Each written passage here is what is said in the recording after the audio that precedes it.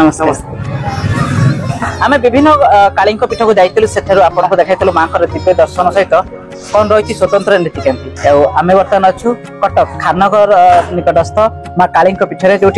प्रति कटकिया कटक बाहर समस्ते जानते पीठ को चंद्र पीठ विषय कहतु आम आगे कथा जनवा माँ जपरी सुरेश भाई कहते आम आज पहुंचीचु खाननगर माँ दक्षिणेश्वरी काली पीठ माँ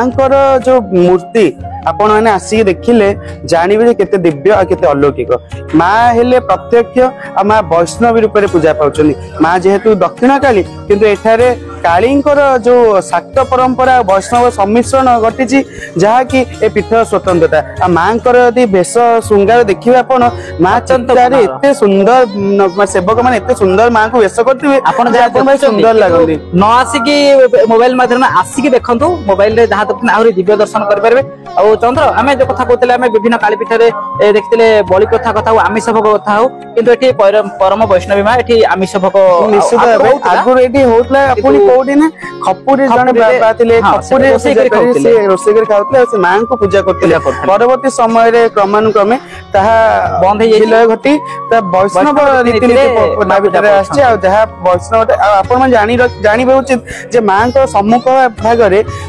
गोटे 24 घंटिया जोटा कहते प्रत्यह हरिनाम संकीर्तन होची जोटा कि आज को बोधे 100-150 वर्ष पहलानी सेटा अहरह चली रही अखंड नाम संकीर्तन अखंड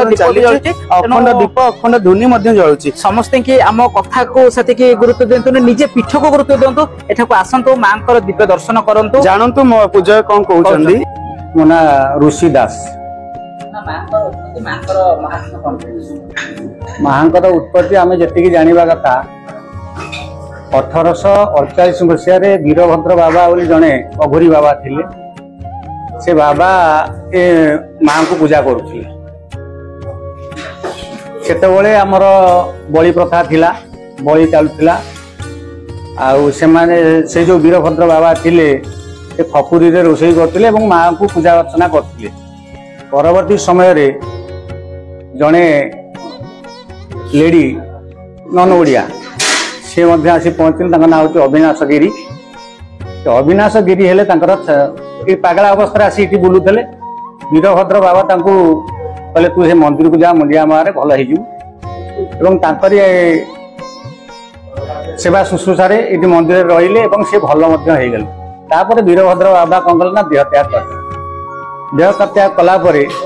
अविनाश गिरी मंदिर को चलेबे सेतबले मंदिर अवस्था एभली नथिला चाल मंदिर चाल घर थिला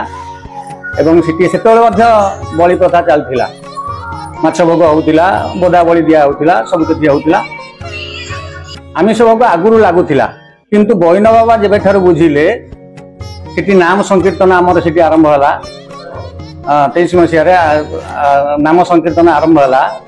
तापरे माँ को ए माँ नथिले ए माँ आविर्भाव कि नूतन विग्रह प्रतिष्ठा करागला विग्रह प्रतिष्ठा से दिन ठार हरिनाम चलला एवं वैष्णव नीति रे वैष्णव मत जमती है से भाया नीतिकांति चलला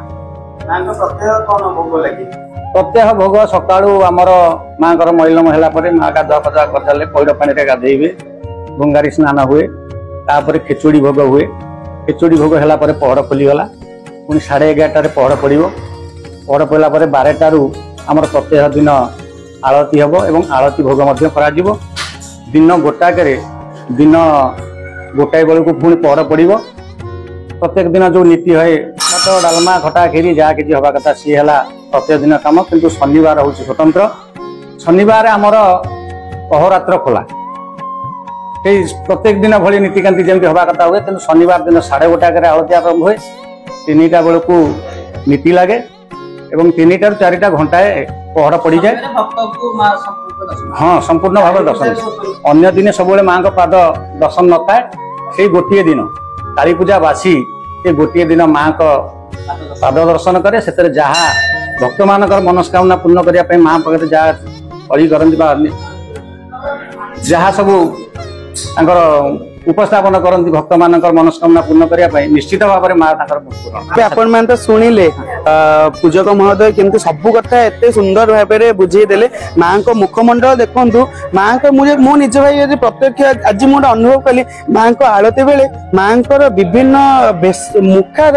ଚେଞ୍ଜ ହଉଥାଏ, ଯୋଉ ଦେଖିବେ ଆପଣ ତାଙ୍କ ସ୍ୱରୂପଟା ଚେଞ୍ଜ ହଉଥାଏ। ତଳୁ ଯେତେବେଳେ ଲାଗୁଥାଏ କରୁଣାମୟୀ ଆଖି ସାମ୍ନାରେ ରହିଲା ବେଳୁ ଆଖି ଏମିତି ବଡ ବଡ, ପୁଣି ଉପରକୁ ଗୋଟେ ଆଉ ଗୋଟେ ଭିନ୍ନ, ମାନେ ମାଙ୍କର ଯୋଉ ମୁଖମଣ୍ଡଳ